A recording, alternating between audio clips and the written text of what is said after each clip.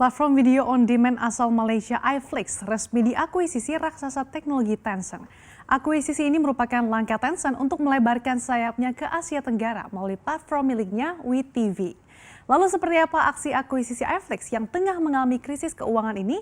Akan kami ulas untuk Anda dalam Tencent goyang pasar Netflix. Kita lihat di slide pertama. Jadi iFlix ini adalah layanan video on demand yang menyediakan streaming film dan acara televisi yang bisa diakses pengguna melalui internet. Nah, perusahaan yang didirikan pada tahun 2014 ini didirikan oleh CEO Catcha Group, Patrick Grove, Mark Breed, dan Evolution Media Capital. Selain suntikan dana dari Catcha Group dan EMC, perusahaan yang bermarkas di Malaysia ini juga pernah mendapatkan pendanaan eksternal dari Emtek Indonesia, Sky Inggris, PLDT Filipina, dan MGM. Secara keseluruhan, total investasi yang diperoleh berjumlah 50 juta dolar atau sekitar 712 miliar rupiah. Nah, iFlix ini telah beberapa kali mengubah strateginya dalam beberapa tahun terakhir. Dimulai sebagai layanan subscription video on demand atau SVOD, yang mana pelanggan ini bisa menikmati tontonan dimanapun dan kapanpun. Layanan ini melayani pasar negara berkembang dengan harga yang jauh lebih rendah daripada Netflix, sebelum akhirnya beralih ke model freemium dengan berlangganan dan tingkatan dukungan iklan di 2018. Istilah freemium ini digunakan untuk menggambarkan model bisnis yang menawarkan layanan gratis dan premium. Pengguna dipersilakan untuk menikmati film secara gratis, tapi ada fitur khususnya yang hanya dibuka ketika pengguna membayarnya. Kemudian pada tahun 2017, iFlix memperluas jangkauannya ke beberapa wilayah di Timur Tengah dan Afrika Sub-Sahara. Tetapi karena terlalu banyak bakar uang, terpaksa harus mundur dari kedua wilayah tersebut. Di Indonesia sendiri, iFlix hadir sejak 2016 lalu. Sebelum itu, layanan iFlix telah tersedia di negara Malaysia, Thailand, dan Filipina. Tercatat pada April 2020, total pengguna aktif iFlix ini sudah ada 25 juta pelanggan gitu. Dan saat ini, iFlix tengah fokus untuk mencapai break-even point pada 2021. Persaingan bisnis video over the top memang cukup kompetitif. Hook misalnya diketahui ini menjadi pesaing iFlix sebagai sesama layanan streaming asal Asia Tenggara. Hook tersedia di 5 negara di Asia Tenggara. Sementara iFlix ini memiliki cakupan yang lebih luas lagi di 13 negara di Asia Tenggara dan juga Selatan. Selain Hook, yang menjadi pesaing iFlix lainnya yaitu adalah Netflix, di mana Netflix ini adalah sudah bisa dinikmati lebih dari 190 negara di seluruh dunia dan memiliki 182,9 juta pelanggan.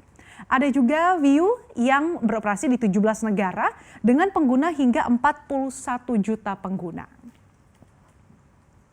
Nah, rumor iFlix yang dikabarkan tengah dalam pembicaraan untuk penjualan perusahaan ini sebenarnya sudah tersiar kabarnya sejak minggu lalu karena tengah menghadapi krisis utang.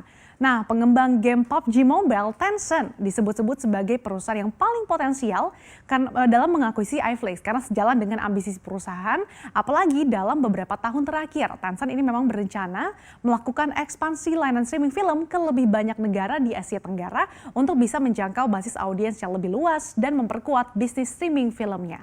Sementara itu, juru bicara Tencent ini menolak untuk mengungkapkan nilai kesepakatannya. Tapi perusahaan media Amerika Serikat Variety melaporkan bahwa Tencent ini membeli iFlix harga beberapa puluh juta dolar. Ini harganya turun jauh dibandingkan yang ditargetkan iFlix melalui penawaran saham di Australia sebesar 1 miliar dolar. Nah, rumor lain menyebutkan Tencent pun berencana mencaplok pesaingnya di China yaitu iQIYI yang juga merupakan layanan situs video daring untuk menguasai pasar China. Tencent memang tengah gencar ya melebarkan kerajaan bisnisnya. Pada awal tahun ini saja Tencent mengakuisisi 10% saham Universal Music Group. Kemudian pada Mei lalu Tencent juga resmi membeli 20% saham pengembang konsol game asal Jepang Marvelous. Dan pada awal tahun 2019 lalu, platform streaming video milik Tencent, WeTV, ini mulai tayang secara internasional di Thailand. Dengan mengakuisisi iFlix ini, maka memberikan WeTV akses yang lebih cepat untuk menjangkau 25 juta lebih pelanggan yang dimiliki iFlix di 13 negara di Asia Tenggara dan juga Selatan. Selain Tencent, ada juga perusahaan Australia Crown Media and Entertainment yang dikabarkan tertarik membeli iFlix. Crown juga disebut-sebut telah menjajaki akuisisi beberapa aset HOOQ. Sebagaimana diketahui, layanan streaming dan video dari Singapura HOOQ ini telah dinyatakan gulung tikar dan sudah menutup layanannya per 30 April lalu setelah melakukan pengajuan likuidasi di akhir Maret lalu. Di slide selanjutnya kita lihat lagi, jadi akhir-akhir ini iFlix memang sedang mengalami goncangan serius terkait isu finansial.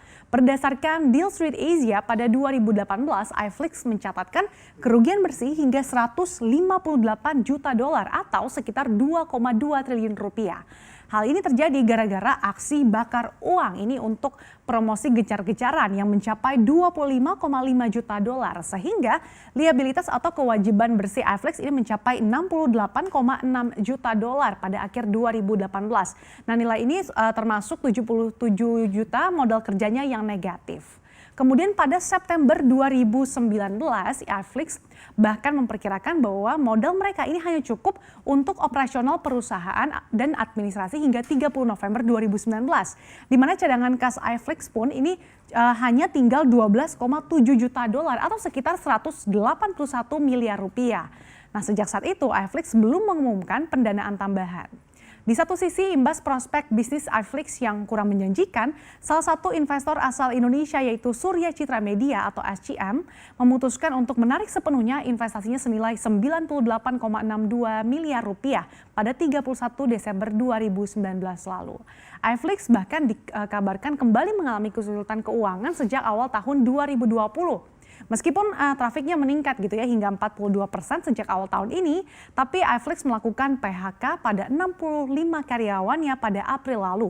Selain karena untuk bisa tetap bertahan di tengah keterbatasan akibat pandemi ini, perusahaan ini juga harus segera membayar utang yang jatuh tempo. Ditambah lagi, dua co-foundernya Patrick Grove dan juga Luke Elliott mengundurkan diri dari posisinya di manajemen yang pada bulan yang sama gitu. Jadi iFlix ini sebenarnya telah merencanakan IPO pada 31 Juli mendatang di Bursa Efek Australia. Tapi karena sentimen pasar yang lemah serta sedang krisis keuangan, beberapa sumber industri mengatakan kepada Deal Street Asia bahwa rencana listing telah ditunda dan perusahaan harus mengumpulkan sekitar 50 juta dolar dari investor yang ada sebagai gantinya. Nah, dengan masuknya Tencent ini bisa jadi angin segar dan sinyal positif bagi iFlix ya untuk bisa makin melebarkan sayapnya dan menjangkau audiens video on demand yang lebih luas lagi. Apalagi di masa pandemi yang bisa jadi babak krusial bagi perusahaan yang sebelumnya ini juga tengah terkendala masalah finansial.